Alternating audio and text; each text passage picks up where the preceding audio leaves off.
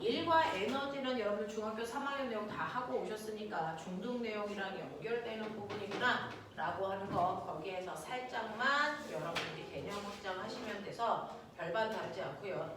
특히 모군중학교는 물리 원 개념을 포함해서 내신 문제가 나오더라고요. 요즘에 모군하고 목동 시험 문제가 코로나 이전 수준으로 문제가 다시 어려워지기 시작해서 여러분들이 잘 들으셔야 내신 관리할 때도 무방합니다.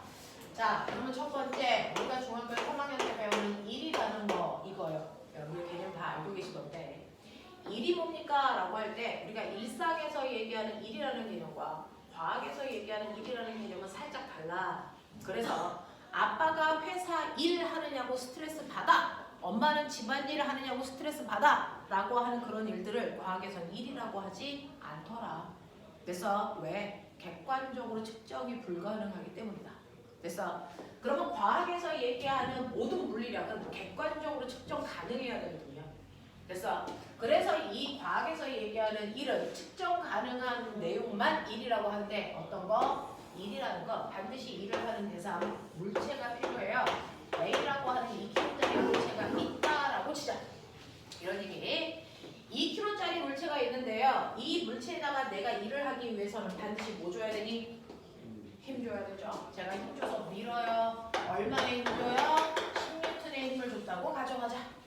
자, 그랬더니 힘을 준 방향으로 물체가 밀려가요. 그래서 A라는 물체가 여기까지 왔는데 이 거리가 2m라고 치자. 이런 얘기예요. 그래서 과학에서 얘기하는 일이라는 건 반드시 물체에 힘을 주어 힘준 방향으로 물체를 뭐 시켜야 됩니까? 이동시키는 행위.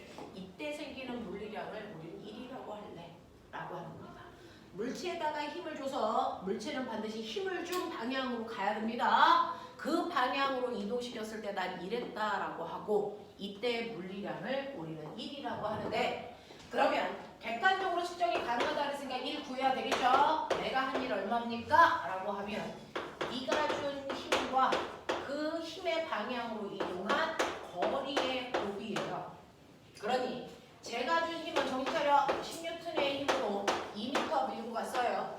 그러면 제가 준 일은요. 숫자는 숫자끼리 계산, 단위는 단위끼리 계산. 단위를 우리가 물리량이라고 합니다. 물리량은 물리량끼리 계산합니다. 그래서 얘는 20Nm예요. 이게 1이야. 근데 이렇게 단위 중복해서 쓰는 거 귀찮아. 그래서 중복해서 쓰지 않게 과학자 이름을 따서 한 일이 얼마입니까? 20줄이에요. 이렇게 하는 과학자 이름으로 1단위를 바꿔서 쓴다. 알겠습니까? 그래서 1의 단위는 뉴턴미터 써도 되고 줄 써도 되는데 우린 줄 쓴다. 알겠습니까? 요겁니다. 자, 그래서 물체에다가 힘을 줘서 힘을 준 방향으로 물체를 이동시키는 게 1인데 그래서 4년 전 모군중학교 시험 문제 보여드릴게요. 자, 뭐가 있는 줄 아세요? 이런 식으로요. 2kg짜리 물체가 있는데요. 내가 오른쪽으로 10N의 힘을 줘서 2m 밀고 가는 일을 제가 했잖아요. 이거 1번 1. 근데 자, 똑같은 힘을 주는데 약간 비스듬히 이쪽 방향으로 10N의 힘을 줘서 2m 밀고 가도 되잖아요. 2번 1. 3번. 자, 조금 더 각도를 많이 줄게요. 아까는 30도의 각도인데 지금은 60도의 각도를 줬다고 칠게요. 똑같이 10N의 힘으로 2m 밀고 갈 때까지 힘 줬어요. 3번 1. 자, 요번에는요. 조금 더 각도를 크게 줄까? 90도. 신기하죠? 10N의 힘을 위로 줬는데 애새끼 옆으로 갑니다. 신기하죠? 이거 가능해요. 가능합니다. 실제로 여러분들이 늘 대부분 이렇게 일을 하죠. 자, 4번 1. 한일이에요. 같을까 다를까? 빨리 생각. 이거 모군중학교 내신 문제. 다 다르. 같을까 다를까? 그쵸? 이제 답이 여러 가지로 나오겠죠? 그 중에 맞는 사람도 있고 틀린 사람도 있겠죠? 자, 답은 한일의 양이 다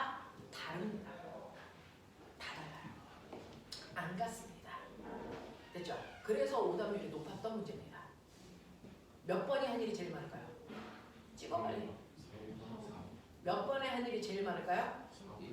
1번입니다. 1번입니다. 왜요?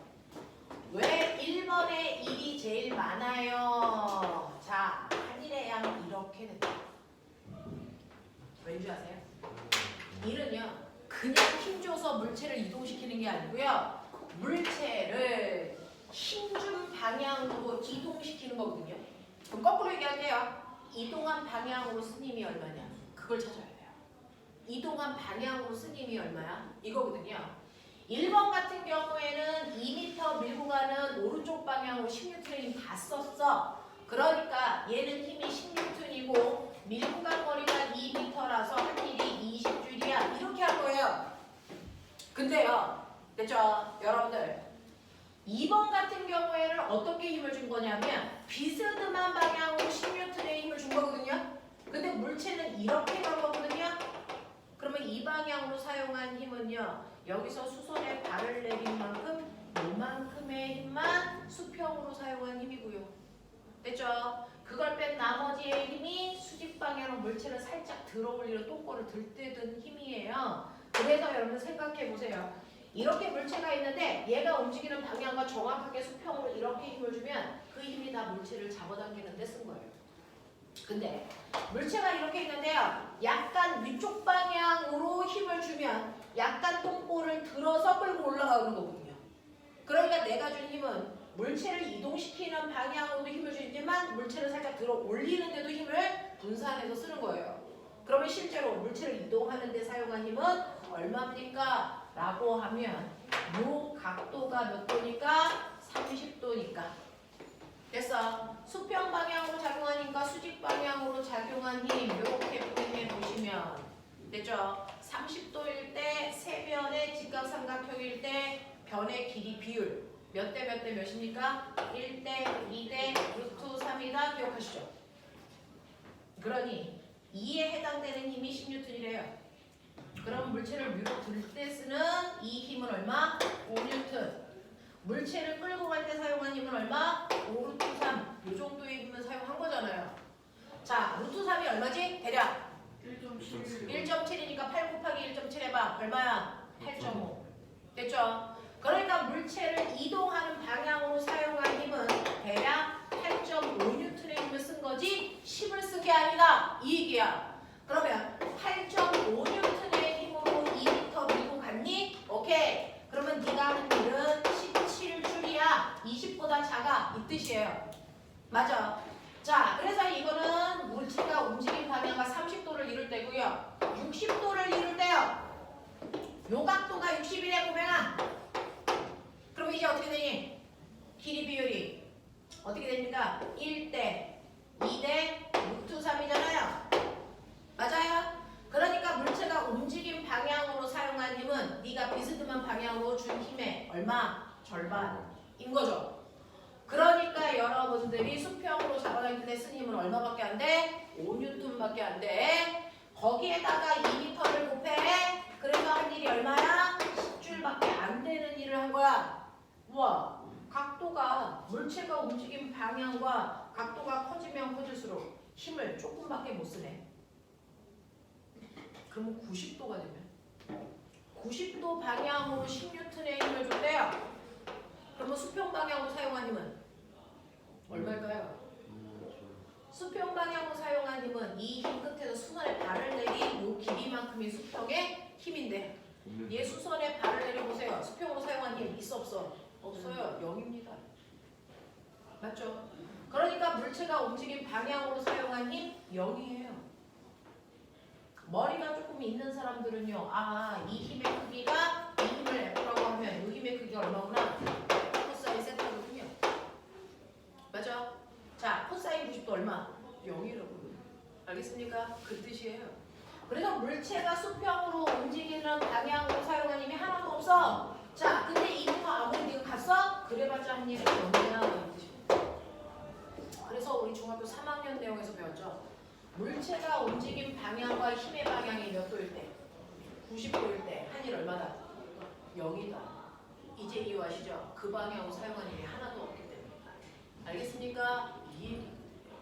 자, 그렇다면 우리는 뭔가를 배우고 나면 느껴야죠. 아하! 그렇다면 물체가 움직임 방향과 힘의 방향 사이에 이루는 각도가 뭐할수록 작을수록 한일의 양이 뭐해지는 거다? 많아지는 거고, 각도가 벌어지면 벌어질수록 한일의 양은 뭐한다? 줄어든다. 그래서 몇 도가 되면 90도가 되면 한일의 양이 얼마다? 0이다.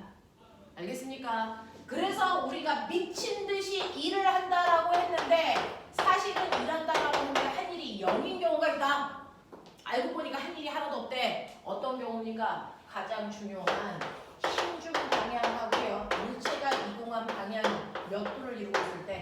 90도를 이루고 있을 때 한일이 하나도 없다. 그게 바로 이 경우입니다. 알겠습니까? 그래서 힘을 어느 방향으로 주는지가 되게 중요한데 선생님 저는 납득이 안 되는데 이게 어떻게 가능해요? 너 맨날 하잖아. 자, 수평면에 어떤 애가 물건을 이렇게 들고 있어요. 힘 어디로 주게? 물건 두고 있을 때 너 힘 어디로 주냐? 이렇게 주죠. 근데 너 어디로 가냐? 앞으로 가죠. 이동 방향하고 힘주는 방향이 몇 도를 이루고 있냐? 90도. 그래서 물체를 들고 앞으로 가요. 아무리 걸어도 할 일이 있다 없다. 이건 없어요. 무슨 말인지 알겠습니까? 이렇게 물체를 여러분들이 보고 있는 것처럼 물체를 들고 수평으로 뭐한다? 걸어간다. 이거는 아무리 걸어가도 할 일 없다. 이 뜻입니다. 됐어? 하나 더. 힘을 준 방향과 물체의 이동 방향이 90도인 경우가 하나 더 있어. 물체를 들고 가는 거 말고. 빨리 생각해. 너네 나한테 배웠어. 힘 준 방향하고 이동한 방향이 90도. 그래서 한 일이 없는 경우가 또 하나 더 있어. 힘준 방향과 이동 방향이 90도인 거 언제일까? 네가 얘기하는 게 맞아. 예성아 언제야? 네, 등소 원운동 하는 거. 알겠습니까? 등소 원운동 할 때 그게 자기야. 물체에다가요 이렇게 실을 매달고요 얘를 뺑글뺑글 돌려. 등소 원운동해. 그랬을 때 물체는요 어디에 있던지 항상 그 방향으로 날아가려는 운동 방향을 가져. 난 이쪽으로 갈 거야. 이게 이동 방향이야. 근데 힘은 어디로 줘야지? 뺑글뺑글 돌아? 원의 중심 방향으로 힘줘야죠. 그랬을 때 힘을 주고 있는 방향과 물체가 가는 운동 방향이 몇 돌리고 있니? 90도. 알겠어? 얘가 이렇게 돌아서 여기에 왔다고 쳐. 여기에서 얘가 가려는 운동 방향 어디? 이쪽 방향. 힘준 방향, 원의 중심 방향 몇 도? 90도. 모든 지점이 다 있네요. 원운동. 알겠습니까? 그러면 지구 둘레를 원운동하고 있는 게 누구냐? 달. 달은 지금 46억 년 동안 돌고 있거든요. 달이 한 일 얼마? 0. 알겠습니까? 이 얘기라고요. 이 얘기라고요. 알겠어? 자, 그래서 여러분들이 보시는 이 두 가지 경우가 똑같이 힘준 방향과 이동 방향이 90도라서 할 일이 없는 경우입니다. 아시겠어요? 네. 자, 한 일이 없는 경우는 또 있겠죠. 물론 이 경우도 있겠지만 사실은 실제로요. 자, 나 일 안 해. 나 일 안 해. 왜? 안 움직였으니까. 힘을 아무리 세게 줘도요. 여러분들이 밀고 있는 물체가 이동하지 않는다면 할 일 없는 거죠. 자명하죠. 그러니까 무거운 물체를 그냥 들고만 있어. 그럼 벌 받는 거죠. 일하고 있는 게 아니야. 알겠어? 이 얘기야. 됐죠? 또 하나. 물체가 가고 있는데 난 힘 안 줘. 내가 힘을 안 주면 혼자 가. 무슨 운동 할까? 물체가 힘을 받지 않고 갈 수 있는 운동. 무슨 운동? 등수. 직선. 얘는 합력이 0이죠. 내가 힘 안 준 거죠. 맞습니까? 이런 애들은 한 일이 없는 겁니다. 이런 경우는 힘을 받지 않아서 안 왔는데도 물체가 가고 있는 거라 한 일이 없습니다. 됐어? 그래서 요 세 가지 경우에는 한 일이 없는데 그 중에서 얘가 호르몬 땐 제일 중요하게 나오더라. 바로 이것 때문이다. 됐죠? 이게 모음동교예요. 이제 자 이런 식으로요. 여러분들이 보시는 것처럼 물체에 작용한 힘의 크기 똑같고 물체가 간 거리가 똑같더라도 거리와 힘 사이에 이루는 각도에 따라서요. 한 일의 양이 다르게 측정된다는 것을 인지하시면 됩니다. 지금은 이렇게 힘의 크기를 다 계산할 수는 없어도 상관없어요. 하지만 각도에 따라 한 일의 양이 다르다는 건 느껴라. 알겠어? 되겠니? 네. 자, 그러면 이런 식으로 일을 했는데 자, 나 얼마까지 일할 수 있냐? 저 얼마까지 일할 수 있어요? 내가 일할 수 있는 능력만큼 일할 수 있어요. 일할 수 있는 능력을 뭐라 그러냐? 그걸 뭐라고 그러냐? 나 얼마만큼 일할 수 있어? 네가 가지고 있는 능력만큼이지. 그러면 일할 수 있는 능력을 우리 멋진 말로 뭐라 그래요? 에너지라고 부릅니다. 여러분들이 중학교 때 배웠던 그 에너지라는 건 사실은 정체가 있다. 에너지가 뭐예요? 라고 하면 에너지는 바로 일할 수 있는 능력을 얘기한다. 이게 에너지다. 됐어? 네. 그러면 저는 처음 느껴라. 에너지가 있어요. 처음 에너지가 저한테 100만큼의 에너지가 있었는데요. 제가 중간에 일을 했어요. 얼마만큼 했냐면 40만큼 일했다고 치죠. 그러면 일 하루에 나의 나중 에너지 얼마일까요? 생각해봐. 네, 60입니다. 왜? 나의 에너지 중에 일부 일하는데 썼기 때문이죠. 그걸 우리는 아주 멋진 말로 에너지가 일로 뭐됐다? 전환됐다? 이렇게 얘기합니다. 이번에 과거에서 나왔습니다. 어떤 누나한테 선생님이 물어봤어요. 일과 에너지는 같은 거니 다른 거니? 이렇게 물어봤어요. 대답해봐. 일과 에너지는 같은 거니 다른 거니? 라고 과거 가기 위한 그래서 네 면접에서 물어봤습니다. 대답해. 일과 에너지는 같은 걸까 다른 걸까? 다른. 그 누나는 다르다라고 대답했어요.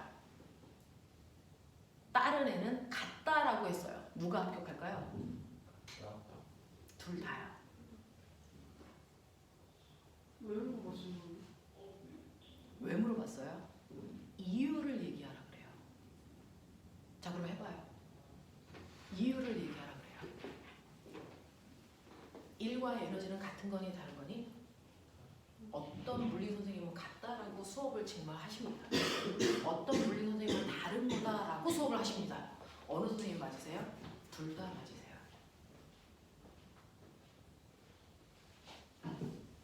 그 근거가 뭐니? 이유가 뭐니? 라고 하는 거를 누가 제대로 대답하냐? 이거 보는 거예요. 일과 에너지는 같은 물리량입니다. 왜요? 단위가 같아요. 그리고 에너지는 1로, 일은 에너지로 뭐 됩니까? 전환될 수 있기 때문에 같은 물리량이라고 저는 판단합니다. 라고 얘기했어요. 타당한 근거입니다. 그 아이는 합격하겠죠. 됐어? 일과 에너지는 다릅니다. 단위는 같지만 됐어? 일은 에너지의 변화량이지 에너지량은 아닙니다. 1, 40입니다. 자, 한 일이 40이면 그건 뭘 얘기해요? 에너지를 얘기해요?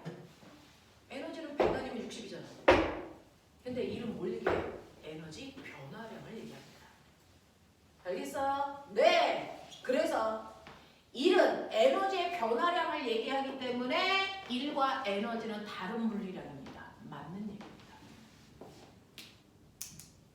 작년에 세종가고 면접 문제가 우리 몸의 심장에서 혈관이 뻗어나가잖아요. 그걸 정기회로도 너네 배웠잖아요. 직렬 연결회로도 병렬 연결회로도. 우리 몸의 심장을 중심으로 하는 혈관 구조는 직렬회로도니 병렬회로도니. 그게 마지막 문제였어요. 이 문제를 제대로 얘기하면 합격, 못하면 탈락. 그거에 의해서 이 건물의 2층에서 수업하냐 합격자반, 못하냐 5층. 자사 입시. 작년에 그렇게 찢어졌어요. 그 문제가 과학 1번 문제입니다. 과학 2문제 나오거든요. 과학 2문제, 수학 1문제 이렇게 나와요. 마지막 최종 면접에서. 그 중에 첫 번째 문제가 그거였어요. 대답해봐. 우리 몸의 심장과 연결된 혈관 구조는 저항의 연결 회로도에 직렬 연결 회로도니 병렬 연결 회로도니? 진료는 직렬? 왜? 왜 직렬이야? 그 같은 피도 우리 온몸을 돌면서 산소 받고 그리고 또 다른 장기에 뿌리고 그냥 그쵸? 그냥 답은 뭘 것 같은 느낌은 드는데 그걸 논리적으로 설명하는 과정이 문제인 거예요. 선생님 작년에 했던 언니 오빠들 중에서 그거 가지고 막 혈전을 벌입니다. 선생님 이거 직렬 회로도예요, 병렬 회로도예요. 시험 나오면서 우리 그 마지막 시험 볼 때 학교에 선생님들이 다 가시거든요. 그래서 애들 들여보내고 잠깐 앉아서 커피 마시고 있으면 애들 또 나와요. 애들이 막 나오면서 물어봅니다. 선생님, 전 뭐라고 했는데 이 새끼는 뭐라고 했대요? 누가 합격이에요? 직렬일까 정렬일까? 내 생각에. 문제는요. 논리적으로 설명할 수 있는 이론적 바탕을 가지고 있는 아이들을 모르겠다는 거예요. 그러니 너네한테 시험 봐서 답이 1번이야 2번이야 이거 안 물어봐요. 과거는. 시험 안 봐요. 면접해서 말해봐 그럽니다. 논리적 설명을 할 수 있을 정도로 과하게 됐어. 기초가 튼튼하니 그리고 생각이 논리적이니 이거 보겠다는 거예요. 답은 1번, 2번 중요하지 않다는 거예요. 이거 답이 뭘까요? 직렬일까요? 병렬일까요? 둘 다입니다. 왜요? 직렬 회로도의 특징은 뭐예요? 하나의 연결이 끊어지면 나머지가 다 끊어지죠. 동맥이 끊어지면 혈액순환 하니 안 하니? 그러니까 직렬 회로도죠. 맞습니까? 네. 근데 병렬 구조예요. 왜? 아까 내가 얘기했잖아. 심장순환에서요. 얘가 갈 때 됐어. 요렇게 갔다가 요렇게 들어가는 이 구조로 본다면 이건 진열회로죠. 근데 여기서 뭐합니까? 혈관이 나뉘죠. 됐어. 위로도 가고 폐로도 가고 됐어. 손자우로도 갈 거 아니야. 그 중에서 여기가 끊어진다고 얘네들이 문제가 주니? 안 줘요. 그러니까 여러분들 세부 구조로 보면 병렬 구조. 됐어. 거시적인 관점에서 보면 무슨 구조입니까? 직렬 구조예요. 근데 제일 병신은 뭐예요? 선생님 제가 생각할 때 직렬인 것도 같고 병렬인 것도 같아서 저는 뭐라고 대답을 못했어요. 그 새끼가 제일 병신이죠. 그 새끼만 떨어졌습니다. 알겠냐? 그래서요.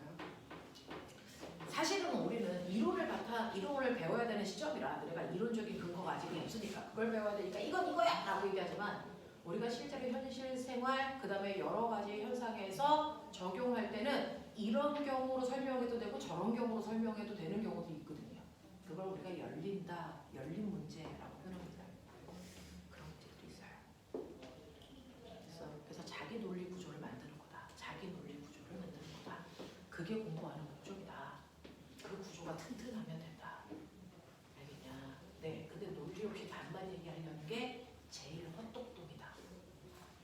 선생님 지금 하고 있는 과거 애들 다음 주가 면접 이제 막바지라서 지금 이제 면접 끝물입니다. 어떤 애가 되게 잘난다고 뭘 물어보고 대답을 못해요. 직관적으로 문제 풀어 그래서 주간평가 보면 주간평가 점수는 상위권 그룹에 있어요. 근데 뭘 물어보면 대답을 논리적으로 안 해요. 그냥 느낌상 그래요. 근데 과거는 구술 면접이거든요. 그 새끼는 떨어집니다. 그런 거예요. 그래서 보면 논리 구조가 튼튼해야 된다. 논리 구조가 튼튼해야 된다. 그거는 기초에서 나온다. 그러니 일이라고 하는 거 어떻게 해요? 힘줘서 간거리 곱하면 돼요. 그럼 보면 힘줘서 간거리 곱하면 얘가 1이 아니잖아. 그렇죠? 힘준 방향으로 물체를 이동시켰을 때 힘을 준 방향으로 물체를 이동시켰을 때 그게 한 일이야. 그 힘준 방향이 중요하다는 거 어떻게 알아? 이 다양한 경고들을 했을 때 힘준 방향과 간거리 방향이 같지 않을 때 일량이 달라지는구나까지도 아내들이 이 단어가 얼마나 중요한지를 이해하겠죠. 그렇죠? 그렇지 않은 아이들한테 보이는 단어는 이 단어하고 이 단어밖에 없어요. 이게 초딩 사고죠. 키 곱하기 거리. 그래서 영재 떨어져서 지금 바보 와서 입시안을 해주면 뭘 설명해봐 그럼 공식만 얘기하는 애가 있어요. 그런 애들 다 떨어지죠. 한 일은 키 곱하기 거리요. 그런 거 보는 게 아니잖아요. 그렇죠? 그래서 물리는요. 가장 어려운 문제도 여러분들이 맞출 수 있으려면 논리 구조가 튼튼해야 되는데 그건 뭐냐면 여러분들이 문제를 많이 풀어보는 게 아니고요. 그래서 이게 무슨 얘기인지 언어 이해하는 거거든요. 그래서 물리는 해석한다라는 얘기들을 합니다. 저기 옆에 계신 선생님도 물리 선생님이고 저도 물리 선생님이고 여러분들이 알고 있는 대한민국의 최고 학교들을 다 나온 선생님들인데 다 여기 그렇죠. 다하고 영재고 이쪽 수업 하시는 분들 그런 대학에서 배우는 건 문제를 푸는 게 아니고요. 원리를 이해하는 과정들을 다 대학에서 하거든요. 천천히 뭔가를 이해하려고 해야 된다. 닫고 하는 건 나중에 해도 된다. 그래서 이 문제 답이 뭐야가 아니고 이 문제 어떻게 풀었어? 어떻게 풀어야 돼? 여기에다가 핵심을 두고 공부해봐라. 그래서 수업 시간에 졸지 말라는 거예요. 순간 지나가는 내용들을 못 듣잖아요. 졸지 말고 따라오십시오. 자꾸 이 시간에 자기 관리가 안 되면 차라리 이 시간에 집에서 그냥 주무십시오. 그게 납니다.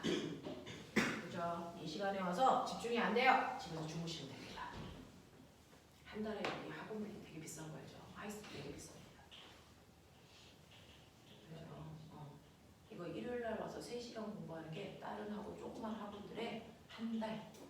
그래서 월화수목금 가는 수업료하고 똑같은 경우도 있어요. 그러니까 여기 와서 졸 거면 안 오시는 게 좋습니다. 그게 효도하는 일이야.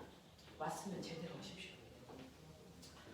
자, 보세요. 처음에 100줄의 에너지를 가지고 있는데 그 중에서 40줄만큼 일했어. 그럼 저의 나중 에너지 얼마입니까? 60입니다. 왜? 자, 에너지 중에 일부가 일하는데 사용됐기 때문에 사용하고 남은 에너지만 존재한다. 그러니까 이걸 수식으로 표현하면 100 마이너스 40이 60인 거죠. 일한 만큼 에너지를 뭐 시킨다? 감소시킨다는 뜻입니다. 됐죠? 네. 자, 그런가 하면 이제 저의 처음 에너지는 60으로 바뀌었죠. 근데 요번에는 제가 일을 한 게 아니고 누군가가 나한테 일을 해줬어. 그러면 나는 일을 뭐 했다? 한국말로 표현하면 일을 받았다라고 표현하면 되겠죠? 저 얼마 받았어요? 20 받았다고 시작. 잠깐 생각해. 나의 나중 에너지 얼마? 80. 훌륭해. 그러면 일을 받았다라고 하는 거 똑같은 일이지만 했다라는 일과 받았다라는 일은 의미가 달라요. 그래서 일을 받았다라는 건 처음 에너지에서 받은 일만큼 에너지를 뭐 시키는 겁니까? 증가시키는 거죠. 그러니 에너지가 일로 전환된 만큼 일도 에너지로 뭐 된다? 전환될 수 있다. 그래서 서로 전환되는 관계이기 때문에 같은 물리량이에요 라고 표현한 거죠. 됐어? 근데 이제 저의 처음 에너지 80입니다. 근데 시간이 10시간 지났어. 나의 에너지 줄까 늘까? 시간이 10시간 지났어. 그대로 시간 마셨어요, 그죠? 네. 시간하고 에너지는 전혀 의미 없어요. 1000시간이 지나든 10,000시간이 지나든 에너지를 변화시키는 건 딱 하나, 일입니다. 그거밖에 없어요. 그러니까 1000시간이 지나는 동안 내가 한 일도 없고 받은 일도 없다면 나의 에너지 얼마여야 된다? 80이어야 된다. 시간하고 무관하다. 알겠어? 에너지는 무조건 일을 할 때만 줄고 에너지는 일을 받을 때만 는다. 됐어? 그러니 여러분들이 맨 처음에 에너지가 80이었는데 맨 처음에 에너지가 60이었는데 나중에 에너지가 80 됐대요. 이건 무슨 뜻이야? 일을 뭐 했다는 뜻이 받았다는 뜻이지. 얼마만큼? 20만. 알겠습니까? 이렇게요. 에너지는 무조건 일을 받거나 일을 할 때만 변한다. 일을 하지도 받지도 않으면 에너지의 양은 변할 수 없다. 이 얘기입니다. 에너지 보존 법칙. 알겠습니까? 요 얘기야. 자, 근데 그러면 선생님, 일 중에서는 에너지를 증가시키는 일이 있고 에너지를 감소시키는 일이 있네요. 이걸 찾으셔야죠. 어떤 일이 에너지를 증가시키는 일이고 어떤 일이 에너지를 감소시키는 일입니까? 이건 무조건 이렇게 구하면 되는데. 그래서 물체가 받은 힘에다가 그 힘의 방향으로 물체가 이동한 거리를 곱하면 그 물체가 받은 일 또는 한 일을 계산할 수 있는데 어떤 일이 에너지를 증가시키는 일이고 어떤 일이 에너지를 감소시키는 일일까? 이게 고등학교 발전입니다. 됐죠? 자, 보세요. 위에 있는 그림은요. 2kg짜리한테 사람이 10N의 힘을 줘서 2m 밀고 가는 그 과정을 심플하게 그린 거야. 이게 중학교 3학년 내용이야. 근데 여기다가 더하죠. 물체가 움직일 때 사람이 준 힘만 받을까? 아니요. 사실은 물체가 움직일 때 물체와 바닥 사이에 뭐가 생길까? 그렇죠. 마찰력은 어느 방향으로 적용할까요? 물체의 운동 방향과 무조건 무슨 방향? 반대 방향입니다. 그러니까 마찰력이 이쪽 방향으로 작용하겠죠. 그 마찰력의 크기를 4N이라고 치자. 자, 그렇다면 한 일이 얼마입니까? 한 일이 얼마입니까? 대답하시면 안 됩니다. 왜? 일의 종류가 있습니다. 여러분들이 알고 있는 이제 일의 종류가 있어서 어떤 일을 묻고 있느냐에 따라 답이 천차만별입니다. 그러니까 잘 들으셔야 돼요. 어떤 일을 묻고 있는지. 됐죠? 첫 번째, 힘이 있는 일이 얼마나? 두 번째, 마찰이 한 일이 얼마나? 세 번째, 중력이 한 일이 얼마나? 구해 빨리. 네 번째, 날짜 힘이 한 일이 얼마나? 구하십시오.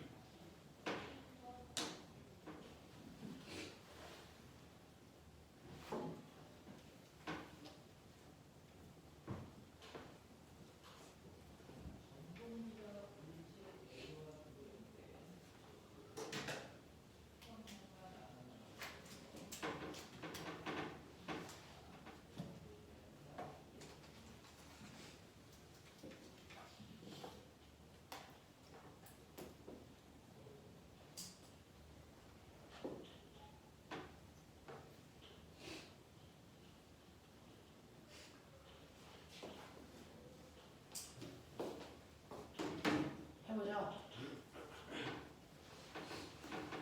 은행아, 힘이 한 일, 과정 불러. 얼마 곱하기? 10 곱하기 얼마? 2. 그래서 얼마? 10줄. 잘했어. 마찰이 한 일. 불러. 4 곱하기 2. 얼마? 8줄. 이거 풀렸어.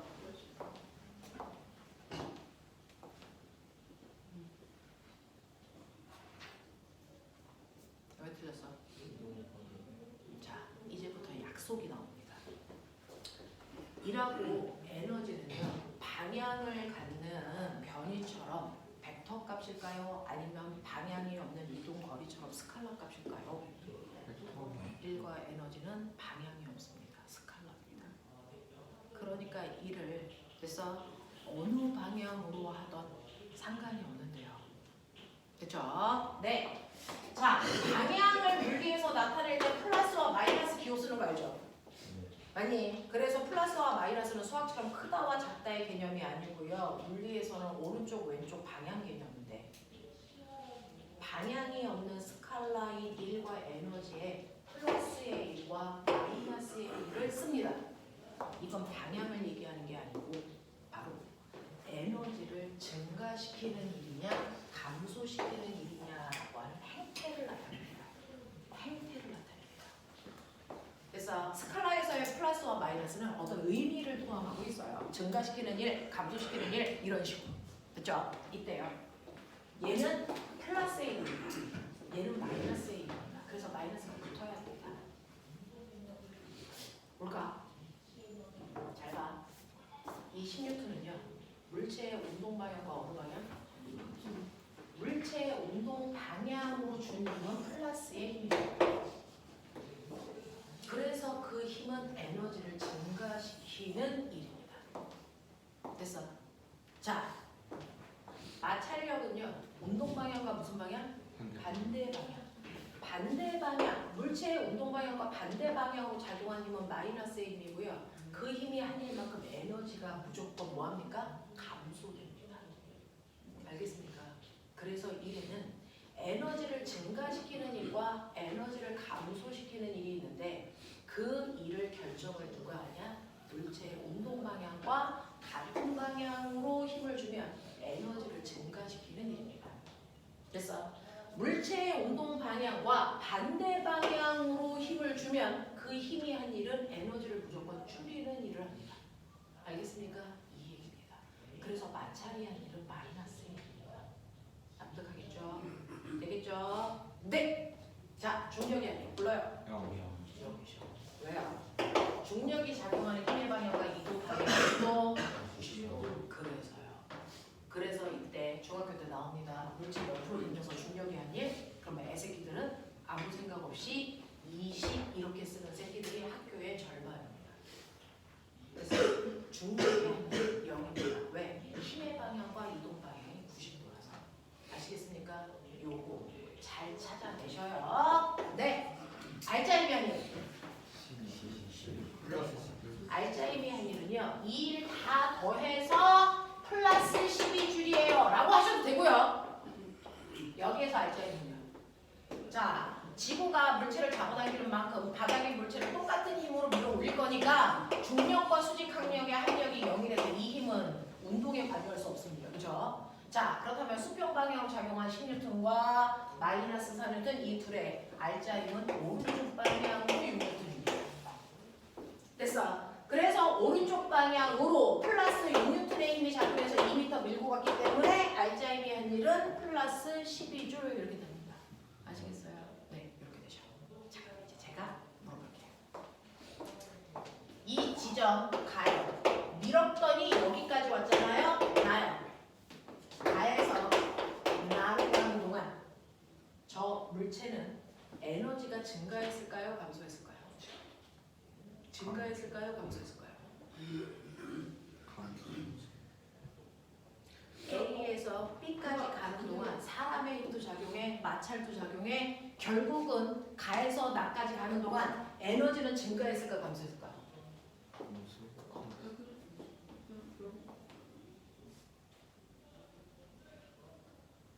우리 그렇잖아요.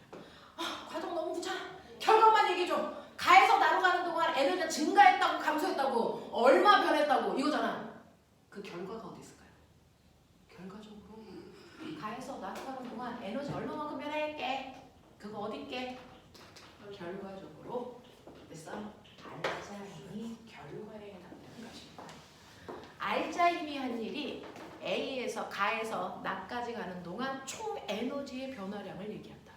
되겠어? 그럼 결과적으로 가에서 나로 가는 동안 얘한테는 에너지가 증가했다고 감소했다고? 증가했다고. 얼마 증가했다고? 12만큼 증가했다고. 알겠어? 이 얘기야. 그래서 알짜힘이 한 일은 바로 물체의 에너지의 변화량을 얘기한다. 알겠습니까? 네, 그 얘기죠. 그럼 얘는 무슨 에너지가 증가했을까? 에너지 증가했다며. 너네 에너지의 종류 알잖아. 중학교 3학년 때 배웠잖아. 운동 에너지와 무슨 에너지? 위치 에너지. 그 중에서 저 새끼 무슨 에너지 증가했을까? 운동 에너지. 그럼 맨 처음에 얘가 여기서 멈춰 있었다고 치자? 운동 에너지 얼마? 0. 근데 여기까지 왔어? 운동 에너지 얼마 생겨야 돼? 12. 그럼 얘 속도 얼마게? 되겠냐? 이게 중3 하이레벨 문제야.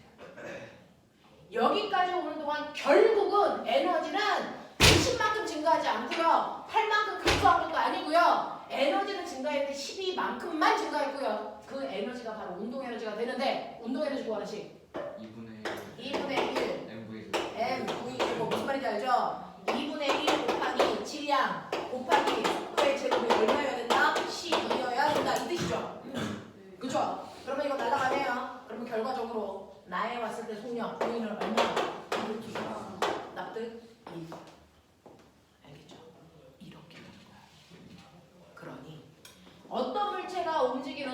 변한 에너지 얼마만큼 변해? 그거 알짜임만 찾으면 돼. 알짜임이 한 일만큼만 정확하게 에너지가 변해. 얘가 이렇게 가지 않고 막 이렇게 돌아와도 상관없어. 알짜임이 한 일만큼만 에너지가 바뀐다. 그러니까 알짜임 찾아라. 그 알짜임이 한 일 뭐야? 그게 바로 에너지의 총 변화량이다. 알겠습니까? 이 얘기입니다. 그래서 실제로 일과 에너지는 서로 변환되는데요. 일에는 두 종류가 있다. 에너지를 감소시키는 일이 있고요. 에너지를 증가시키는 일이 존재한다. 그 중에서 에너지를 감소시킨다는 건 뭐야? 뭐야? 물체의 힘이 운동 방향과 무슨 방향? 반대 방향으로 작용하는 힘이 에너지를 감소시키는 일이야. 에너지를 증가시키는 일은 네, 물체의 운동 방향으로 힘을 주었을 때 그 힘이 한 일만큼 에너지가 증가돼요. 됐어? 그러면 두 일이 동시에 작용할 때 결과적으로 얼마 에너지가 변했어? 그거 뭐 보면 안다고? 알짜힘.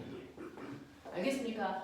알짜힘이 한 일만큼이 결과적으로 에너지의 변화량이 보여. 됐어? 그 알짜힘이 한 일만큼의 에너지는 운동 에너지의 변화량입니다. 알짜힘이 한 일은 위치 에너지의 변화량을 얘기하지 않습니다. 알겠습니까? 네, 이렇게 됩니다. 자, 그래서 이런 식으로 에너지라는 건 일을 할 수 있는 능력이고요. 그 능력인 에너지는 일의 양에 따라 늘 수도 있고 줄 수도 있다. 에너지의 변화량이 있다 라고 하는 거예요. 자, 그랬을 때 여러분들 압니다. 이런 일을 할 수 있는 능력을 에너지라고 한다고 했는데 에너지의 종류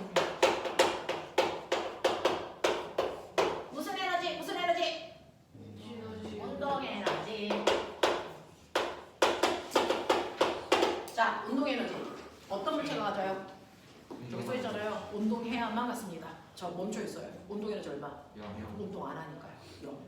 알겠습니까? 네. 움직이지 않으면 운동 에너지 무조건 0입니다.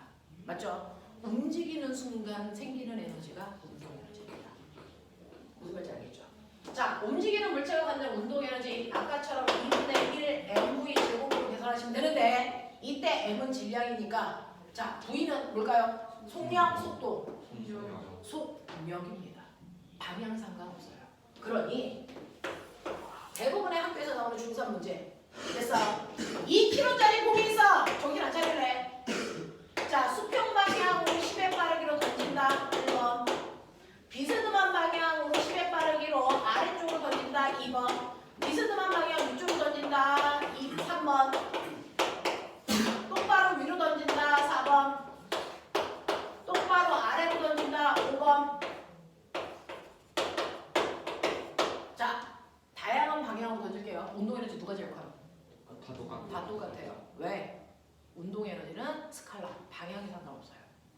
됐어? 그렇기 때문에 다 똑같은 운동 에너지를 갖습니다. 알겠습니까? 이 얘기입니다. 자, 그래서 이런 식으로 운동 에너지를 구할 때는 속력으로 계산하시면 된다라는 거 기억해 두시면 되고요. 운동 에너지 말고 두 번째 무슨 에너지니? 위치 에너지. 위치 에너지는 어떤 물체가 위치 에너지 있어? 자, 그렇다면 나 운동 위치 에너지 있어 없어? 기준면보다 위에 있어. 정확한 단어 나왔다. 기준면보다 어디 있어야 된다? 높은 거. 그러면 일단 중요한 건 기준을 어디다 잡을래? 이거잖아요. 나 이 교실을 기준으로 할게요. 나의 위치 에너지 얼마? 0이잖아요. 근데 저기 밑에 있는 길을 그래서 1층에 있는 차도를 기준으로 할게. 나 위치 에너지 있어 없어? 그렇죠. 똑같은 곳에 내가 서 있어도 기준을 어디다 잡느냐에 따라 나의 위치 에너지 있을 수도 있고 없을 수도 있어요. 비행기 선반 위에 있는 짐 위치 에너지 있냐 없냐? 있을 수도 있고 없을 수도 있죠. 기준을 어디다 잡느냐에 따라서. 그래서 중학교 3학년 내신 문제 모든 학교에 다 나오는 문제 요번에 과거에 있는 병신 누나가 틀린 문제 저한테 쳐맞았어요.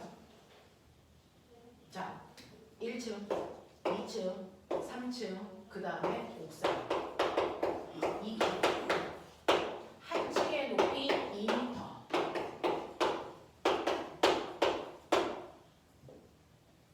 자, 1층을 기준으로 했을 때 위치 에너지 얼마냐? 2층을 기준으로 했을 때 위치 에너지 얼마냐? 3층을 기준으로 했을 때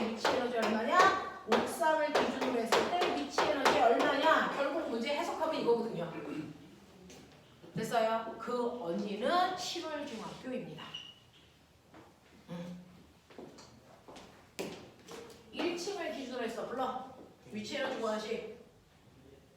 위치 에너지 구하나씩. 6m 자, 위치 에너지는 바닥에 있는 물체를 그 높이까지 들어 올릴 때 필요한 최소한의 힘은 뭐야? 물체의 무게죠. 그죠? 이 물체를 들 때 필요한 최소한의 힘은 물체의 무게만큼 힘주면 돼요. 됐죠? 그래서 내가 얼마만큼 이동 시켰어? h만큼. 그랬더니 물체가 여기까지 올라갔네? 그랬을 때 에너지 왜 생겨? 내가 들어 올려주는 중력이 아니라 해줬기 때문이겠죠?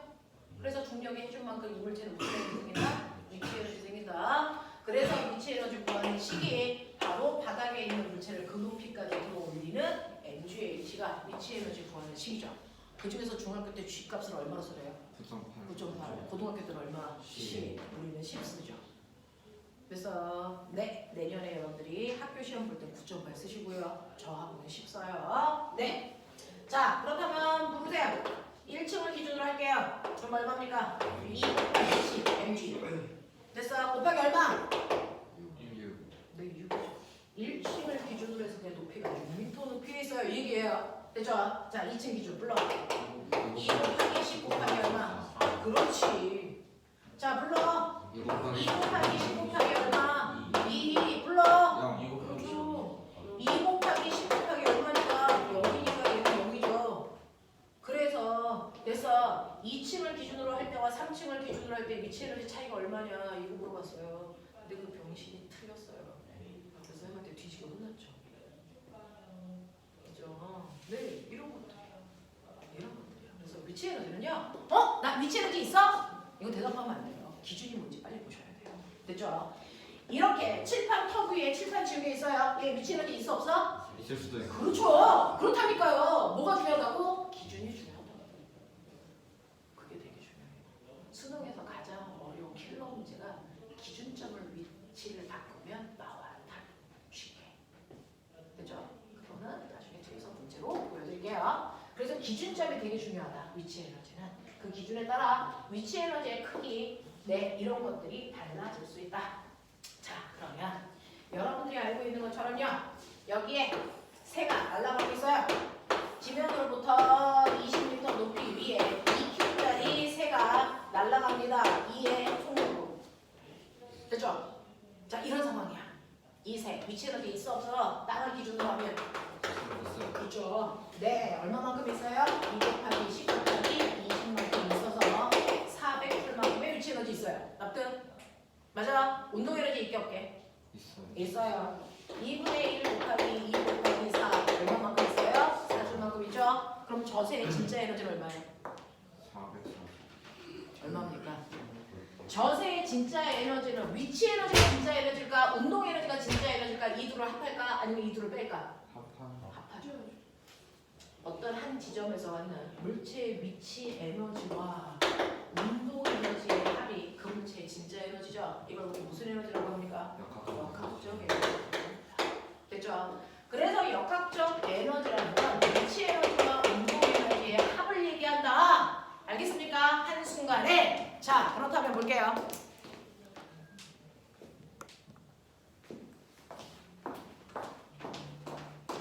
여러분들이 에버랜드 가면 반드시 타는 거. 저는 절대로 타지 않는 거. 자, 몰라요. 저는 옛날 말밖에 몰라서. 롤러코스터. 요즘에 뭐라 그래요? 롤러코스터. 롤러코스터가 롤러코스터가 요즘도? 네, 그거 있어요. 저는 절대로 타지 않습니다. 제일 돈 많이 버는 직업 중에 하나가 놀이공원에 기구 배치하는 사람. 있어요. 돈 더럽게 잘 벌어요. 놀이공원에 기구를 그래서 배치하고 개발하는 사람들 돈 더럽게 많이 법니다. 더 많이 버는 돈 많이 버는 직업이 뭐가 있을까요? 의사일 것 같죠? 아닙니다. 요즘 폭파공학자 서울대에만 있어요. 뭘 것 같아요? 요즘은 도시가 건물 빌딩들로 되어 있죠. 근데 건물과 건물 사이의 간격이 보이십니까? 좁아지죠.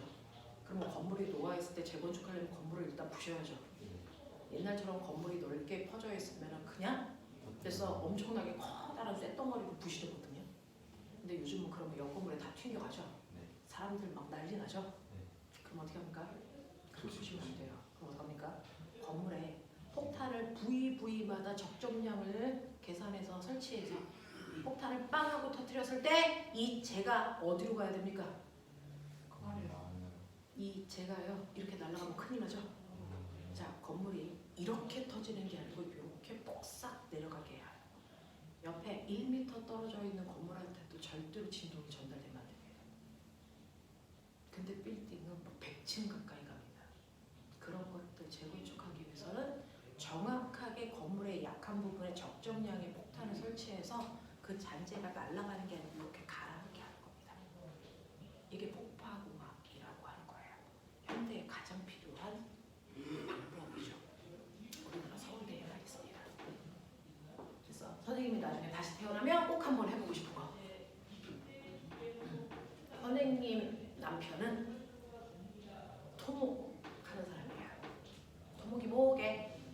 건축 건축은 건물 짓는 거고요. 토목은요 다리 짓고 댐 만들고 지하철 짓고 이런 것들입니다. 그때 고속도로 뚫을 때 여러분 고속도로 타다 보면은 막 산이 있는데 산 가운데를 터널 뚫어놓고 가죠. 그거 뭐로 뚫을게요? PBM 폭탄. 뭐로 뚫는 거예요, 시죠? 그 폭탄으로 뚫을 때 산 뚜껑은 뚫으면 된다 안 된다?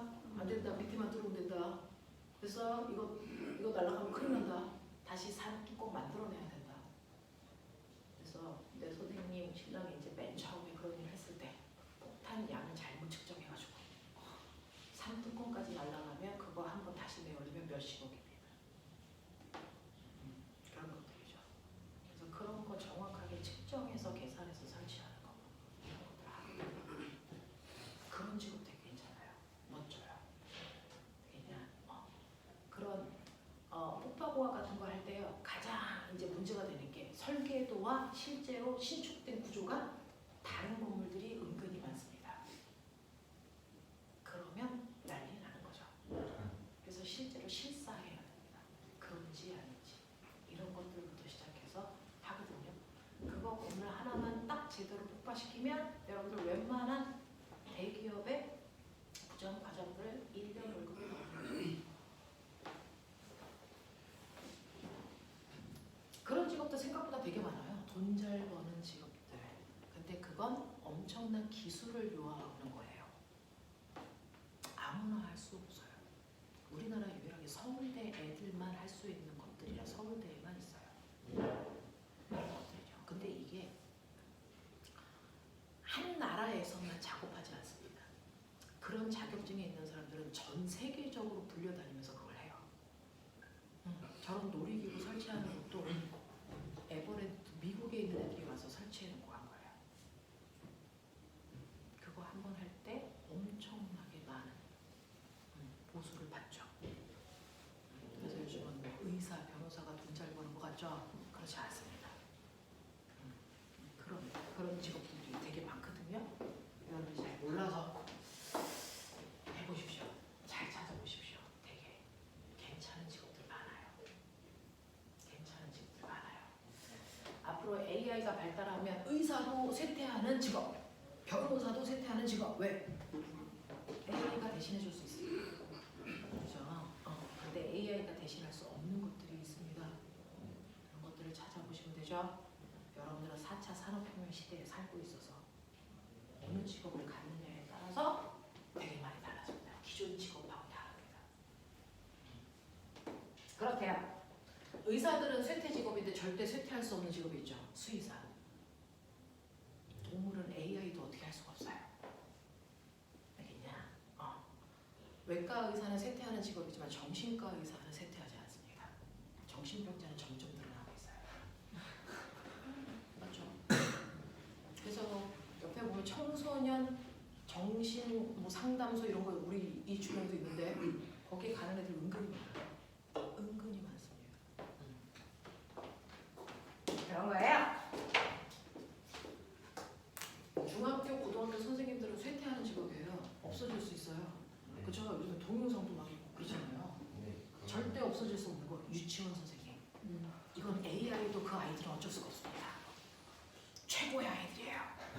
그래서 햇님반 아이들 학교하는 그 길에는 피해 가셔야죠. 걔네들 포악합니다.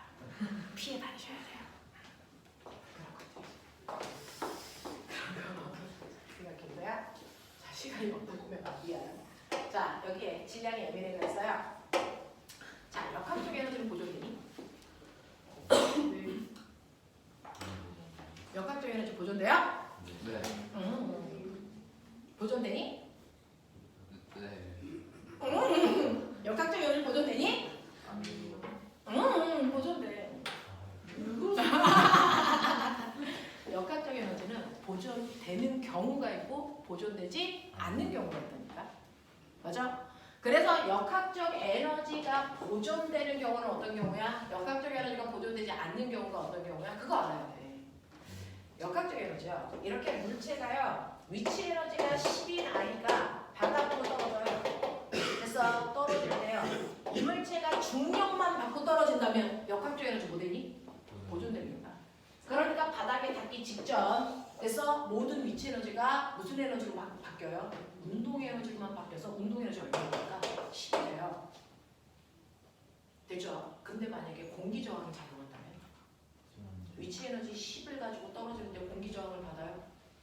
그러면 바닥에 닿을 때 운동 에너지 10 될까 안 될까? 안 되니까 한 4를 정도. 그렇죠? 그래서 역학적 에너지는 보존되는 경우가 있고요. 보존되지 않는 경우가 있어요. 자, 역학적 에너지가 보존되는 경우는 힘을 받을 때 안 받을 때? 아까 중력 받아서 떨어지잖아 이 새끼야. 안 받으면 허공에 떠 있어야지. 아하. 힘을 받을 때 안 받을 때?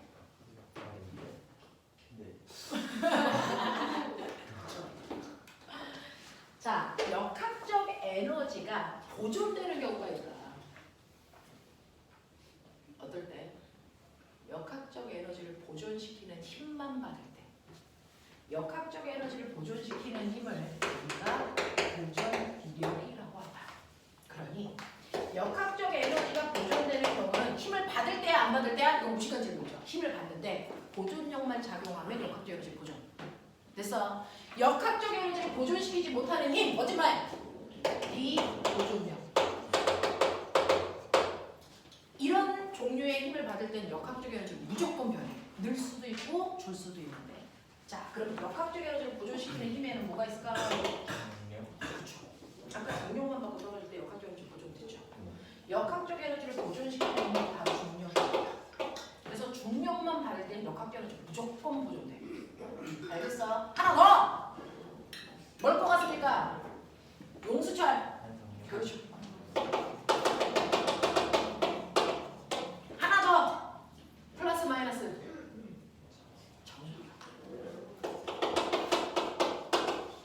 이 세 가지 힘만 작용하면 역학적 에너지는 보존됩니다.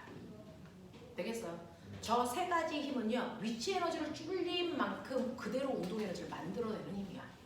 그래서 중력, 탄성력, 전기력이라고 하는 저 세 가지 힘만 작용할 때는 역학적 에너지가 보존된다. 되겠어? 칠판 제대로 봐. 자, 근데 저 세 가지 힘 말고 다른 힘이 관여하면 역학적 에너지는 무조건 바뀝니다. 어떤 힘? 그렇죠. 마찰력이라든가 또는 공기의 저항이라든가 또는 사람들이 주는 힘이라든가 이런 것들이 작용하는 그 순간 역학적 에너지는 무조건 바뀌어요. 알겠습니까? 이렇게 돼요. 그렇다면 얘가 이제 롤러코스터에서 굴러 내려갈 거예요. 자, 그러면 역학적 에너지가 보존되려면 조건. 맞추려고. 그렇죠. 세부술과 레일 사이에 뭐가 존재하지 않아야 된다. 마찰이 존재하지 않아야 된다. 알겠습니까? 그렇다면 여기에 기준면으로부터 20m 높이에 가만히 있던 아이를 내가 살짝만 통 하고 쳐도 얘는 후 이렇게 가겠죠. 자, 하지만 역학적 에너지 뭐 된다? 보존된다. 알겠습니까? 이 얘기입니다. 자, 그랬을 때 A 지점은 기준면으로부터 20m 높이, B 지점은요 기준면으로부터 그렇게 보일지 모르겠지만 10m 높이. 그냥 그렇게 봐. 자, C 지점은 기준면으로부터 16m 높이, D 지점은 기준면으로부터 4m 높이라고 치자. 알겠습니까? 네, 라고 칩시다. 자, 그랬을 때 A, B, 에너지 구하자. 얼마? mg 20. 되겠어? 이렇게 써도 되죠? mg 20. 운동 에너지 얼마? A 지점에 가만히 있었으니까 얼마? 0. 그러면 이 둘을 합하면 역학적 에너지 얼마? 그렇죠. mg 20. 되겠어? 자, 근데 저 새끼 굴러 내려가. B점에 왔어. 위치 에너지 얼마? mg 10이죠. 그런 거면 운동 에너지 얼마일까? mg 어떻게 알았어? 역학적 에너지가 보존돼야 되니까 어떤 지점이든지 역학적 에너지는 mg 20의 크기를 유지하고 있어야 된다. 왜? 보존율만 작동했으니까. 그러니까 B점에서의 역학적 에너지가 mg 20인데 위치 에너지가 mg 10이라면 운동 에너지가 반드시 얼마? mg 10이었어야 된다. 와, 운동 에너지 구할 때 반드시 속도가 있어야 되는 줄 알았는데 속력이 있어야 되는 줄 알았는데 속력 없이도 구하네? 구하죠. 됐어. 자, C에서의 위치 에너지 mg 16. 운동 에너지 얼마? mg 4야. 되겠어? D에서의 위치 에너지 mg 4. 운동 에너지 mg 16. 되겠습니까? 이렇게 구하시면 되는 거죠. 맞니? 자, 그랬을 때 시간 없으니까 A와 B의 되겠어? 위치 에너지의 비율 구해라. 이렇게 고등학교 문제는 나옵니다. 중학교는 A의 위치 에너지 구해 라고 해서 계산하셔야 됩니다. 근데 고등학교 때는 계산하는 게 아니고 걔네들의 비율, 누가 더 커, 몇 배 커, 이런 것들이 수능이거든요. 자, 봐. A와 B의 위치 에너지 비 불러. 여기 써있죠. 얼마입니까? mg 20대 mg 10이니까 얼마입니까? 2대 1이라는 숫자는 뭐가 결정한 겁니까? 얘가 결정한 거죠. 이거 어디서 왔을까요? 선생님이 여러분들한테 여기 있는 내용 설명하려고 이거 쓴 거죠? 시험에 이게 있어? 없어. 이 그림 밖에 없어. 그러면 이 그림 보고 빨리 이 숫자를 찾으셨어야 되는데 이게 뭘까요? 그렇죠. 기준면으로부터 떠있는 높이가 그 지점에서 위치 에너지 크기를 얘기한다. 그래서 기준면으로부터 떠있는 높이가 바로 물체의 뭐다? 위치 에너지의 비율이다. 그래서 위치 에너지의 비 구해라고 했을 때 어떤 멍청한 새끼가 mg 20 곱하고 mg 10 곱해서 약분하면 병신이라고 하죠. 알겠습니까? 높이 비 봐라. 높이 비 봐라.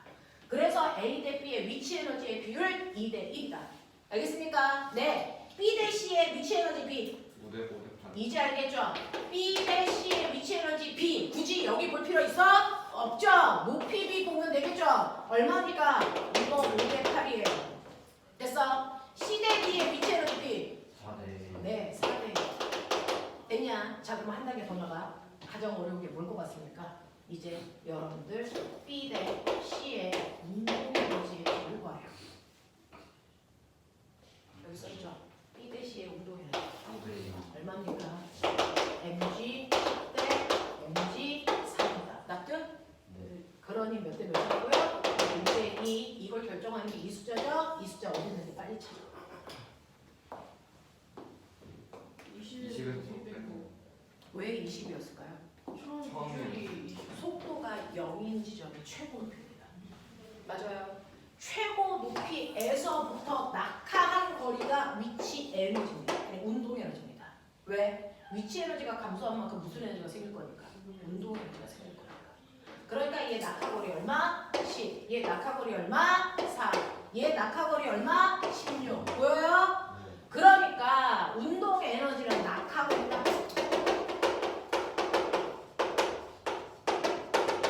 그래서 BC대 운동 에너지의 비가 5대 2다. 자, 그럼 C대 D의 운동 에너지 비 얼마니? C대 D의 운동 에너지의 비 얼마입니까? 1대 4야. 이렇게 되는 거죠. 맞습니까? 자, 그렇다면 여러분들이 알고 있는 것처럼 C대 D의 운동 에너지의 비가 1대 4래. 운동 에너지 비가 그래. 그럼 그 순간 C대 D의 속력 비가 얼마니? 이건 중딩, 이건 고딩. 1대 1대 2입니다. 왠지 아세요?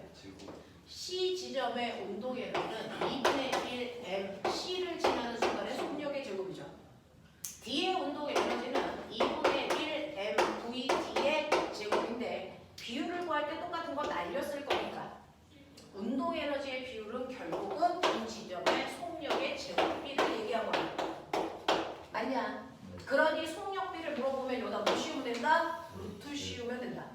운동에너지 비율에다 루트 씌우면 속력비가 된다. 속력비를 주면 그거 제곱하면 운동에너지 비 된다. 알겠습니까? 네. 이렇게 되는 겁니다.